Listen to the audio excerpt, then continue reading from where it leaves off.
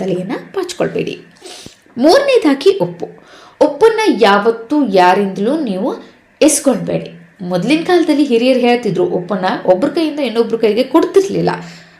ಹಾಗಾಗಿ ಅಕ್ಕಪಕ್ಕದ ಮನೆಯವರಾಗಿರಲಿ ಅಥವಾ ಯಾರೇ ಆಗಿರಲಿ, ಉಪ್ಪನ್ನು ದಾನ ಮಾಡಿದರೂ ಆಯಿತು, ಬೇರೆಯವರು ಯಾರ ಕೈಯಿಂದಲೂ ನೀವು ಉಪ್ಪನ್ನು ಇಸ್ಕೊಳ್ಬೇಡಿ. ಇದರಿಂದ ಋಣಬಾಧೆ ಹೆಚ್ಚಾಗುತ್ತೆ. ಋಣಬಾಧೆ ನಿಮ್ಮನ್ನು ಬೆನ್ನು ಹತ್ತುತ್ತೆ. ಋಣಬಾಧೆ ಅಂದರೆ ಏನಪ್ಪ? ಸಾಲದ ಮೇಲೆ ಸಾಲ, ಆರ್ಥಿಕ ಸಂಕಷ್ಟ ನಿಮಗೆ ಬಂದೊದಗುತ್ತೆ. ಹಾಗಾಗಿ ಉಪ್ಪನ್ನು ಯಾವತ್ತೂ ಯಾರಿಂದಲೂ ದಾನವಾಗಿ ಪಡಿಬೇಡಿ ಹಾಗೂ ಇಸ್ಕೊಳ್ಬೇಡಿ. ಇನ್ನು ನಾಲ್ಕನೇದಾಗಿ, ಬೇರೆಯವರು ಕಟ್ಟಿಕೊಂಡಿರುವಂತಹ ವಾಚನ್ನು ನೀವು ಕಟ್ಕೊಳ್ಬೇಡಿ.